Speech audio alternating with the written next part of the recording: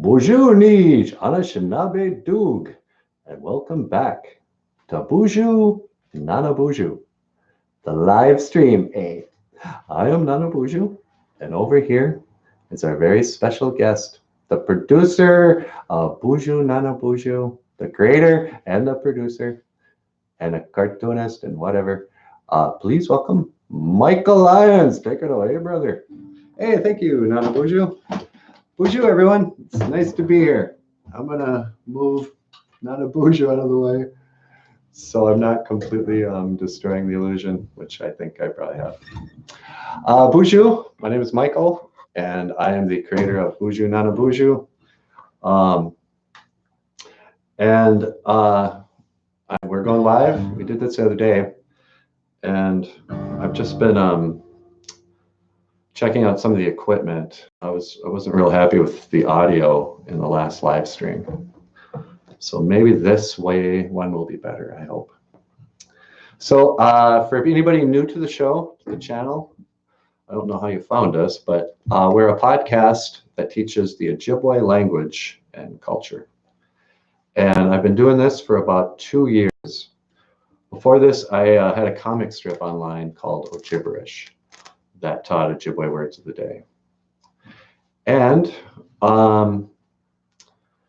we did a live stream the other day, and so many people were so nice about it, seemed to appreciate it. I thought I would do another one today and say hello to everyone and take any questions you might have. With me, I have Anamosh. Ikadon Boozhoo. Ikadon Boozhoo, Anamosh.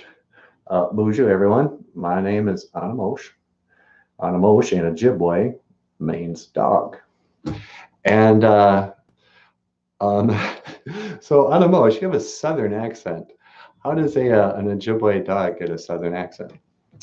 Well, I'm from the southern part of the reservation, and well, quite frankly, it's a stereotype that Native people don't have southern accents. There's a lot of Native people down south with southern accents. Yeah, I suppose that's true. So, Anamosh, I promise I won't do this forever. Can you tell me, there's certain things, I've been watching these live streams, and I've been noticing that a lot of them get taken down if they talk about controversial subjects. What are some of your feelings about things that you think we should and shouldn't talk about on our YouTube channel? Well, I'll tell you what, and I'll tell the viewers out there right now, I don't mind talking about controversial things. I know that if we discuss things that might offend people, that we might get taken down, But I come from a place, I'm going to tell you straight up, I come from a place of conservative values. I come from a place where we don't judge a person on the color of their skin. We judge them on the content of the character. I come from a little place where a man's free to choose whatever gender he wants, and there are hundreds of them. I come from a place where women have body autonomy and can choose when and if they terminate their pregnancies at their whim. No apologies, thank you very much. Yes, I know it's a stereotype, but we in the South, we're good people. I'm sure you are, and I'm really impressed. All right, then. Well, I'm going to go. You're not much of a ventriloquist, are you? No, I'm really not. I wish I was. You can tell right now that it's just stupid. Yeah, and you don't have to do that when you're talking. You're supposed to do when I'm talking. Oh, I get it. Okay. Well, we'll see you later. Yeah. Gigawa men, menowa. And so that's Anamosh. Anamosh. And for the longest time, I would say, where is Nana Boozhoo? Boozhoo! Calroy, it's nice to see you here today.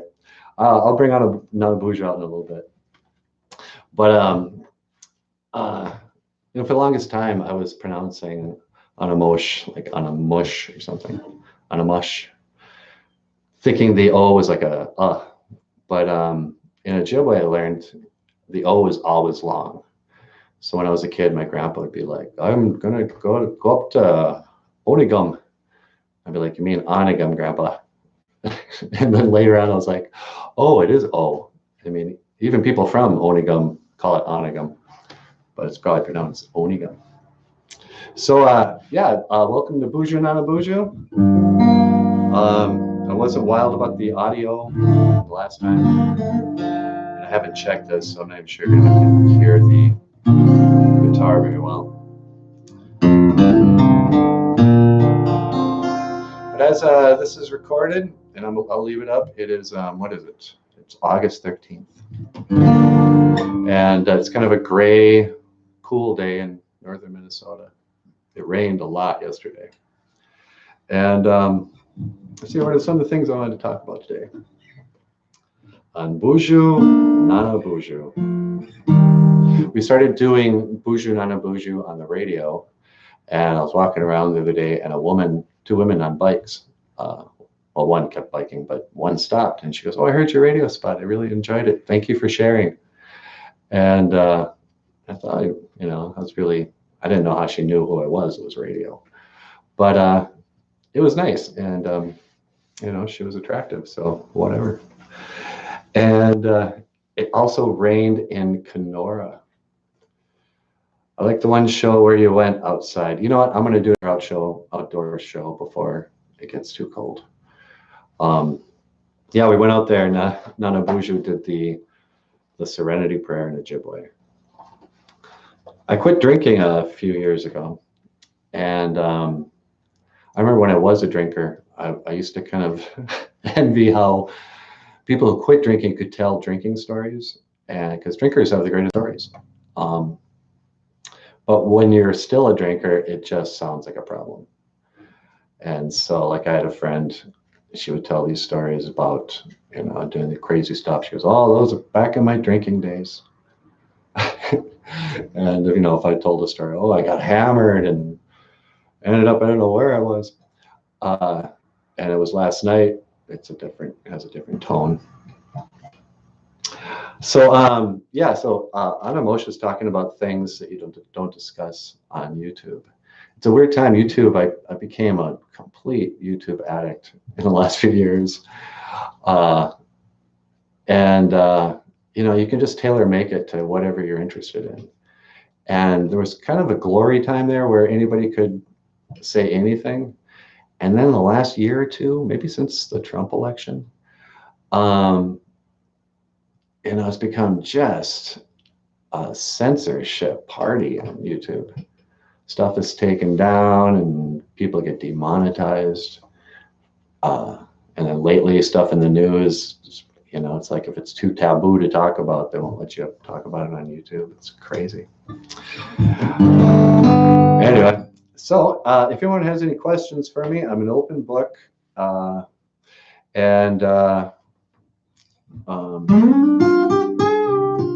I'm also giving guitar lessons at Headwaters School of Music and Arts. I should probably film like a little commercial for my Facebook page. But if you're watching this and you're in the Bemidji area, and you'd like to learn how to play guitar, I can teach you. Is Natasha based on anyone? Yeah, that's a story. I might need my harmonica for that story. Once upon a time, I was a young man, and I fell in love with a girl named Natasha. And we had a long whirlwind romance of about 6 weeks.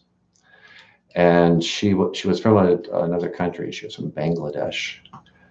And she rocked my world. And then I broke up with her. And like a month later, totally changed my mind and spent the next year trying to pursue her.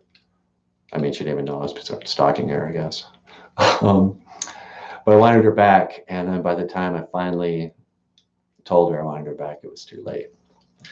And so I wrote a song called Natasha and had recorded it and stuff. And then when the podcast started, at first, it was just Nana Boozhoo. But when Nana Boozhoo started dating somebody, he had these love songs about a girl named Natasha. And I thought, well, let's call her Natasha. And so it kind of worked out that way. I don't think Natasha has ever seen the show. And I don't think she would connect it with, maybe she would, who knows. So then I wrote this song. I'm going to play a little bit of it for you.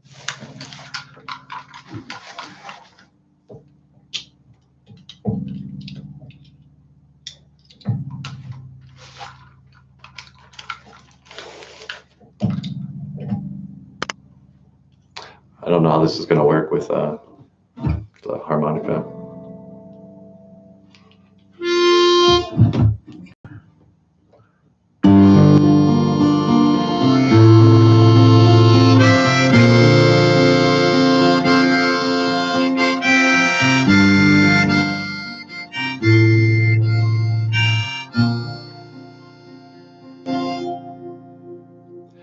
I never meant one word, I never meant one word, I never meant one word I said. I never meant one word, I never meant one word, never meant one word I said. Now you're my one, you're my only regret. 'Cause I never meant one word, I never meant one word, I never meant one word I said. And then it goes on to bemoan breaking up with somebody. But in a weird way, you always got to kind of appreciate your heartbreaks in life and the hard times in life, because that is what creates good art. It's what creates good music, good poetry, heartbreak. And that there are phases that people go through when you're young. You know that to be true because you have your first heartbreak in the 6th grade, and you write poems and you relate to songs on the radio like they're meant to be related to. You think you really understand, pain. And then you grow up a little bit and you start thinking, oh, that's stupid and romantic. We're all brainwashed by love songs to make us feel heartbreak. And if you're a real artist, you understand that only an immature artist needs to be heartbroken to create. And then you get old again and you come full circle and you go, no, actually, that's the best way. And if you're a happy person and you need inspiration, that's why I think in the end, as you get older, you kind of turn spiritual. Because heartbreak is a spiritual experience, but it's not the only way. So yes, Natasha's based on a real person. Will you do another Christmas video? Yeah, come Christmas time. What I'm thinking about doing, yesterday I got a letter from somebody. I got a message from someone calling me the Anishinaabe Mr. Rogers. And I mean, I don't like Mr. Rogers. I think he's really creepy. I guess they're making a movie about him with Tom Hanks, or they've made one. And,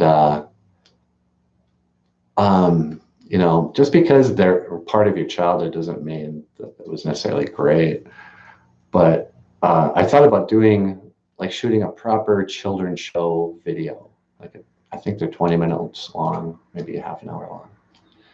And I'm realizing that people like seeing people on video. I've been doing these podcasts, and when it's just the puppets, I get about half as many views as when I show up for some reason. And so maybe for Christmas, I'll do a Boozhoo Nana Boozhoo children's show that is, something that you might see on PBS. I'm not sure how to go about doing all this. I don't really have the camera equipment, but I can do a cheap version or a cheesy homemade version. And I kind of picture me playing the role of the Mr. Rogers figure. But I don't want to be as condescending as Mr. Rogers. I mean, when you watch those shows now as an adult, you'd be like, hello, neighbor. How are you? Are you having a good day? And you're like, who talks to kids that way? I mean, just talk to us. And And they also assume their audience is stupid if they're kids, you know. Me Elmo. I know. I don't know. So yeah, I mean, my show is for kids. It's because it's puppets and it's music and it's educational and it's funny, but I never wanted it to be condescending and silly like so many. So yeah, I'm gonna do a Christmas um, children's show. It's a Christmas special. Your birthday is in December. Hey, Mino Dibishka, happy birthday. Yeah, a little early. How old are you? Kelroy. Kelroy skied. It's a December baby. Cold coffee. Makare mashkiki wabu. Niwi eya makare mashkiki wabu. I want black medicine water. I think it'd probably be good for if I just keep on repeating some of the Ojibwe words that we've done over the years. You know, I mean, it's impossible to remember Ojibwe if you only hear it once. So, Mokere mashkiki wabu. I've heard from other people who speak different dialects of Ojibwe, and I think Potawatomi is a really close relative to Ojibwe. Like you know, I don't know a lot about this, but the Algonquin language family includes Ojibwe and other ones. And so it's a lot like other native languages. But somebody was telling me about black medicine water. What was it? Oh, when they wrote it and it pronounced it, it was spelled a little different. But it was still, the words were black medicine, something that makes you feel good. Water, you know, sipping water. So makare mashkiki wabu.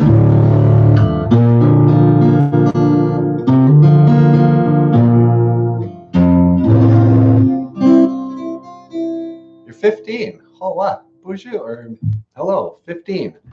That's amazing. It's been a long time since I was 15. How are things going at 15? 15 is when everything begins in a way. You probably sense it already that things have changed and you're starting to question a lot of things that were just givens. Like you're starting to second guess the elders in your life, you know. Before 15, whatever your parents are doing is just normal. It's what everyone should do. That's the standard base, you know, that's normal people, and anything that deviates from that, you know, is odd. And then at 15, you start to go, wait a second, what's up with my parents? So 15 is awesome time of life. You know, ideally, you know, you're at great health and, you know, you're experiencing everything for the first time. I hope you have a good year. When you turn 16, you know, get your driver's license right away. A lot of kids aren't getting their driver's license. It's too expensive. If you want independence and you want to, you know, have a job, you know, 16, it's time to grow up. Boozhoo, Chris Baver. Boozhoo Niji. It's good to see you here. I've just been coaching my young 15-year-old friend. There's not enough of that going on, mentoring and stuff. When I was young, I read a book that said all of men's problems are because they don't have rites of passage and they don't have mentors in their life, someone to tell them how to act. And, you know, back in the tribal days, and who knows, I mean, I think it's different depending on what people, but they talked about native people. In the old way, when you turned, you know, certainly by 15, but maybe 12, 13, you know, the warriors would come and take the young men away from their mothers and take them into the wilderness and have them test them in bravery and strength and courage, bravery. And they would do these things, you know, some tribes would have, you know, ceremonies where they'd see visions and stuff. Some people would bring the kids out to go fast. And the women too, you know, we've got ceremonies for young women, rites of passage. But this book was saying that people don't have that anymore, and that's why there's a whole bunch of grown-up girly men who are children and soft beta males. And it was written by a poet and like an English professor or something. Just a poet. And I liked it at the time, but now that I'm older, I'm like, wait a second, we had tons of rites of passage. If you play sports every year and everything, like for me, Little League, probably Little League was the first dangerous thing that I was encouraged to do that a lot of boys did, that my childish side didn't really want to do. I was scared of the ball. People, it was older kids. They threw the ball hard. You could get hit. I didn't have good skills. And then you grew up and you just started playing the game until eventually you were whipping that ball. And, so by 5th grade or whatever, I started rites of passage through sports and theater. Every kid, the first time they're on, I was in a play called Up the Down Staircase. And I just had a few lines. But my character was Jose Rodriguez. Of course I had to play like the Hispanic kid. If there had been like a Middle Eastern character, they would have had me play him too. Growing up in LaPorte, I remember being the Indian in the Thanksgiving Day pageant. But I liked it. I mean, it was cool. Nowadays it's like, why are you stereotyping? But anyway, so plays, speech, every difficult, dangerous, scary thing that you did and then mastered. Playing the guitar is a rite of passage. When I was growing up, I knew adults who played guitar and sang and played in a band. And as I got older, I knew teenagers who could play guitar and they had a certain status. And so, playing sports and playing music teaches a kid how to master something that's difficult and how to enjoy a process, how to be humble so you can know that you're bad. My first song was, see, I already screwed up. Can't play it anymore.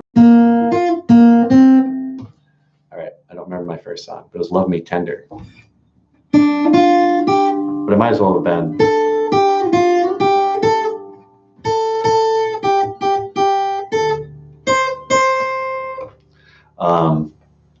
And then when you take pride in being able to play something so simple and easy to a real player, then you're on your way to learning. So, I don't know. I'm kind of rambling.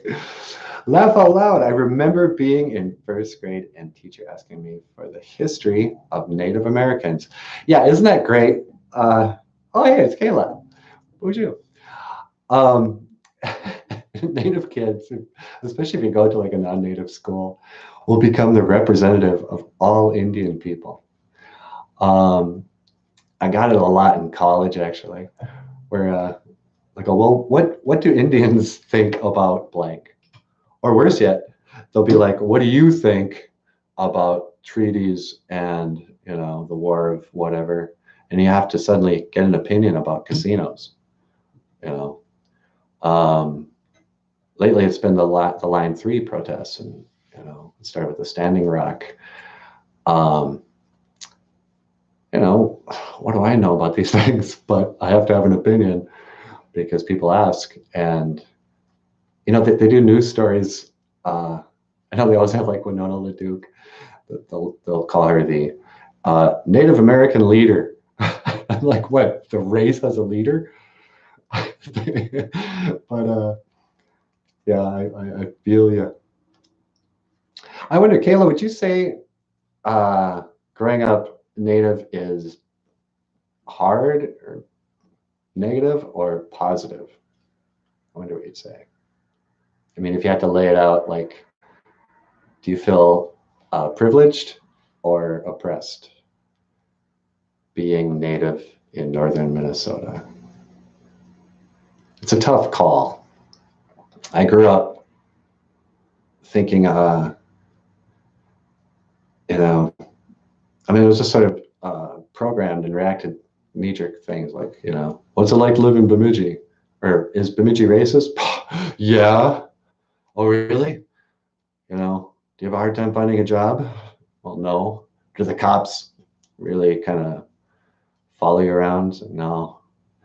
Do you get followed in stores? I don't. I'm one of the few lucky ones, you know. And eventually I had to go, okay, people are really nice to me when they find out I'm Native, especially if I speak a little Ojibwe. There was, especially white people. They're like, oh, you're teaching Ojibwe to children. What a wonderful man. Natives do that too, but white people love it. I've gotten jobs. I was a teacher for 3 years. I don't have a teaching license, but the school was like, we don't even care. Why don't you come in and be a teacher? Because we love you so much. And I finally had to go, okay, no, it's not that bad. I also had my cousin got a real reaming from my other cousin, his auntie, who people in Indian country will know that works. So wait a second, your cousin got reamed out by your other cousin, who was his auntie. And I'm not sure how that works, but I think, whatever. But he got on Facebook and it's like, Black Lives Matter, Natives Lives Matter, F the police. I'm like, my cousin goes, hey, you watch your mouth. Don't you forget your grandpa and your great uncle were cops and your cousin was chief of the police. And I was like, yeah, that's right. We got a whole bunch of cops in our family. Reservation cops' lives matter. let's have a parade for that. So yeah, my grandpa was a police officer in Cass Lake back in the day. He had a cop car and a uniform and a gun and all that. And his brother Ray. These guys are so, I don't want to say it, so great. Or tough guys. But so the same two guys who ran away from boarding school together by hopping on trains, eventually, is that right? Or was I Ernest? No, that was right. Eventually became law enforcement officers on the Leech Lake Reservation. And they had squad cars and stuff. And I'd never heard too many police stories. I mean, I think it was a lot of just giving people rides home, keeping the peace. And in those days, my grandmother would talk about Bina and Cass Lake as the good old days. And, I know that people drank and had issues that they always have forever. But she would talk about those days like it was Mayberry. That everybody knew each other, everyone looked out for each other. If somebody had a little too much to drink, my grandpa would come pick them up and bring them home. And he told a story once where he did that for a gentleman and said, okay, you don't have to go to jail. I'm going to take you home and sleep it off. He dropped him off and he did his round and he came back to the bar and there he was again. He was like, I got it. He'd had to take him home twice. But my favorite story, my father told me once. So my grandpa and his brother are cops, and they have to be parked at certain places to get speeders. And so my grandpa left his squad car. No, they were in the same squad car, but he got out, and while he was out, I went out to go to the bathroom. And when he was out, my grandpa put a boulder, a little rock, underneath the gas pedal. And they just sat there waiting for speeders. And when the speeder came by, he flipped on the cherries and floored it. And the cop car kind of gently, barely sped up at like a mile or two an hour. He's like, what's wrong? He's trying to press the gas as hard as he can. It just won't go. And my grandpa's cracking up. And of course, the speeder got away. So good police work. There was another story where my dad is a good artist. And in the old days, for some court stuff, they had, instead of taking pictures, they would have someone come draw it or something, or I'm not sure how that worked. but they had to go out to a crime scene or something. And my great uncle, so we got the squad car and stuff. And at some point, my dad looks up and he sees my grandpa laughing right outside the squad car. And my great uncle is just sitting in there staring straight ahead. And my grandpa can't stop laughing. And my dad goes, "What is going on?" And he just points at the squad car. My great uncle had climbed into the back seat, and then the door closed behind him and he couldn't get out. And so my grandpa wouldn't let him out. And there's one cop laughing at the other cop in the back seat of his own squad car. So yeah, when my grandpa passed away and at the funeral, his uncle Ernest, or his brother, my uncle Ernest, I was talking to him, and not Ernest, I was talking to Billy Boy. And Billy Boy was a safecracker. He was a bank robber. And he was located down in Minneapolis, St. Paul area in the 60s or the 50s or something. And when they finally arrested him, he made, like my family talks about this like it's a pride thing, a famous relative. When Billy Boy got arrested, it made the St. Paul Pioneer front page. And it said, "Notorious Billy Boy, bank robber, safecracker, apprehended." And he spent some time in jail. When he went to jail, at some point, my grandpa had to transport his own little brother to Stillwater State Penitentiary. And so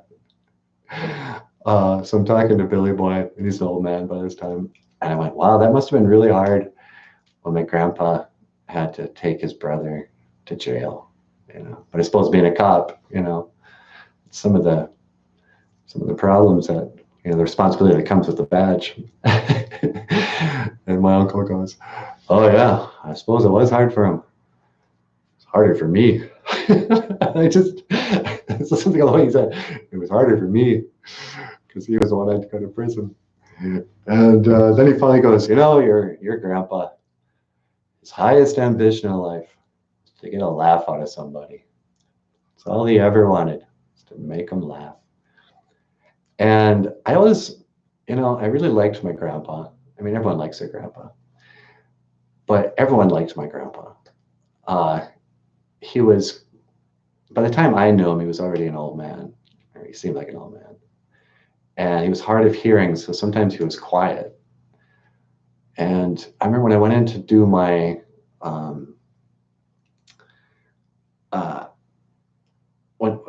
my driver's license test, I was 16, and my grandpa brought me in to the courthouse in Walker, and he had known some judges and courthouse people because of his time working with law enforcement.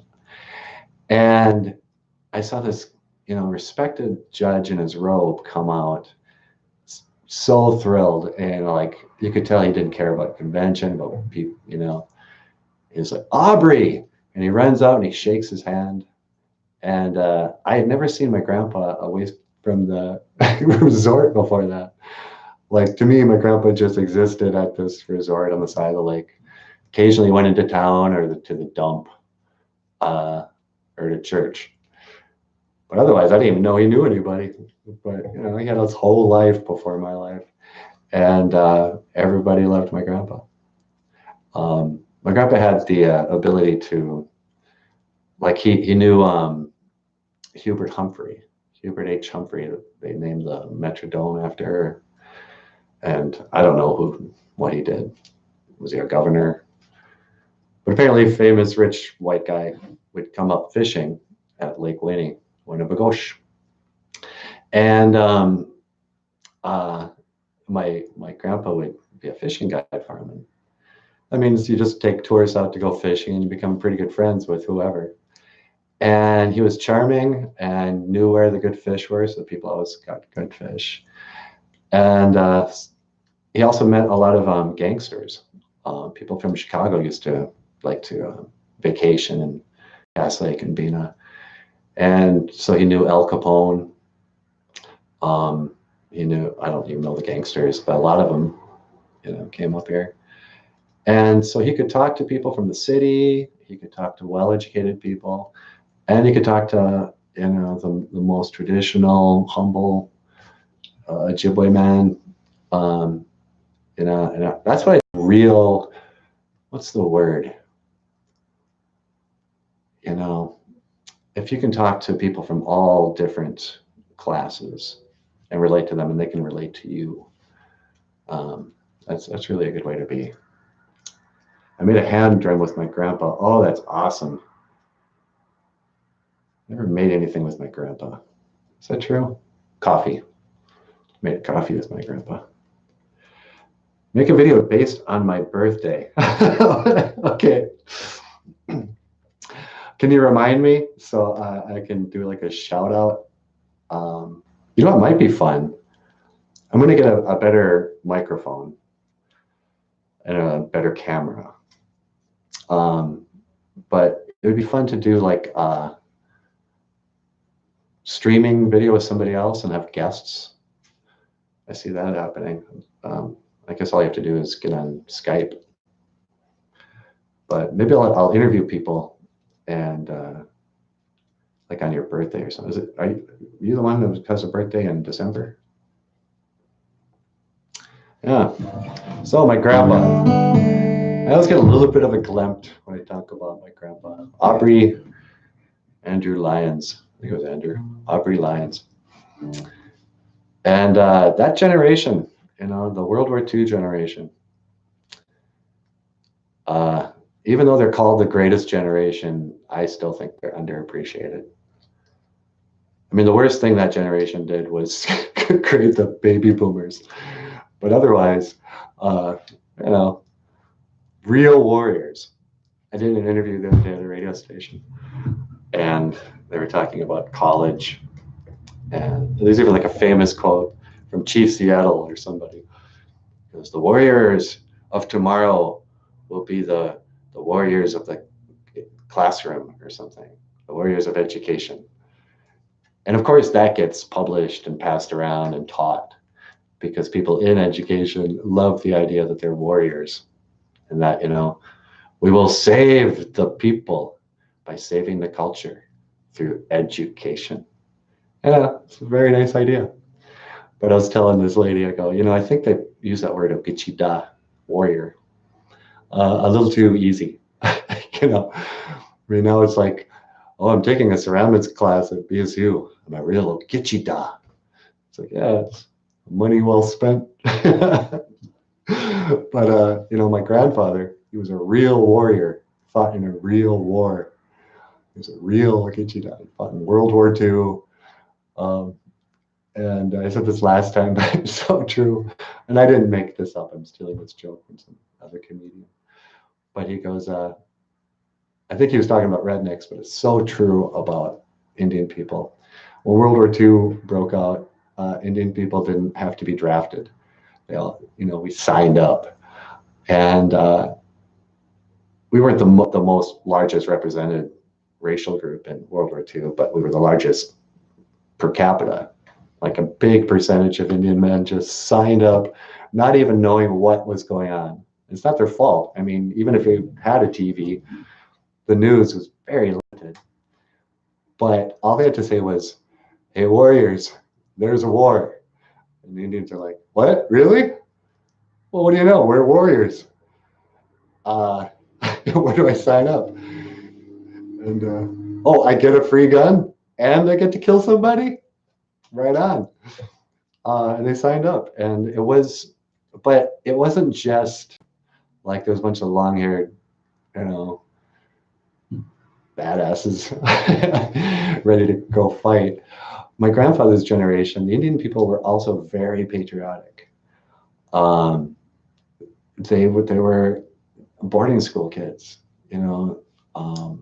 say what you want. Maybe they were conditioned, maybe they were brainwashed. But they grew up in structure and they were taught, these are kids who did the Pledge of Allegiance every day and did military marches and prayed in school. And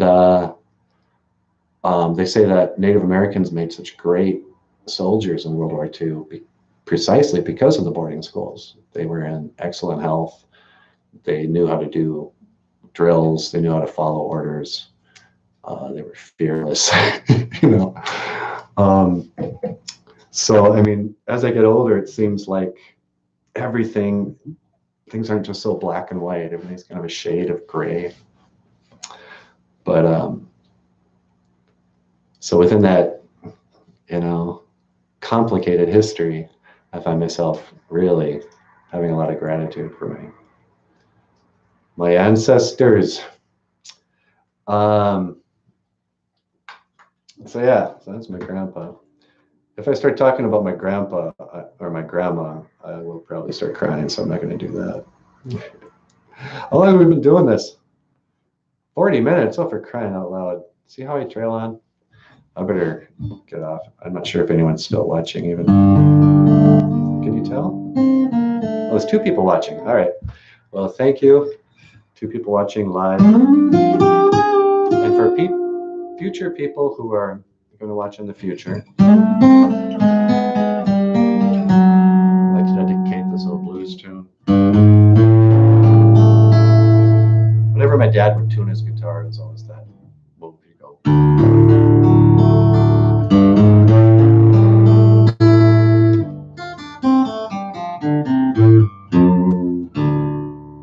You could tell your guitar was in tune. I, on the other hand, have a guitar tuner, so I don't know how to tune my guitar by ear. So anyway.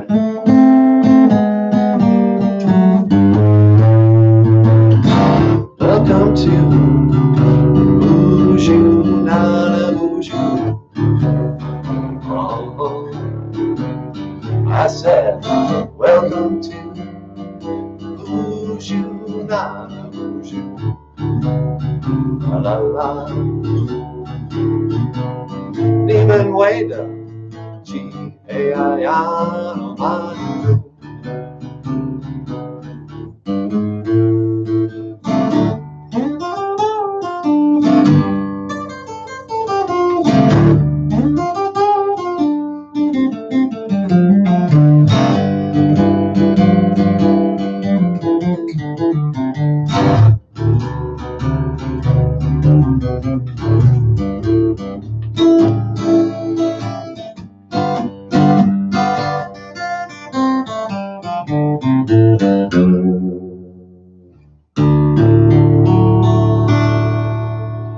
I did it mostly so I could see what it sounds like later on, see if the audio works. My apologies, the guitar and the what vocals just got screwed up there. Oh, you're very welcome, Calray, for the great stories. I'll come back. I don't know, maybe tomorrow. I'll do another live stream. Thank you for watching. Boozhoo, Nana Boozhoo, the podcast about Ojibwe language and culture. I am Michael Lyons, and I will see you again. Giga Waba Min, Minowa. Oh,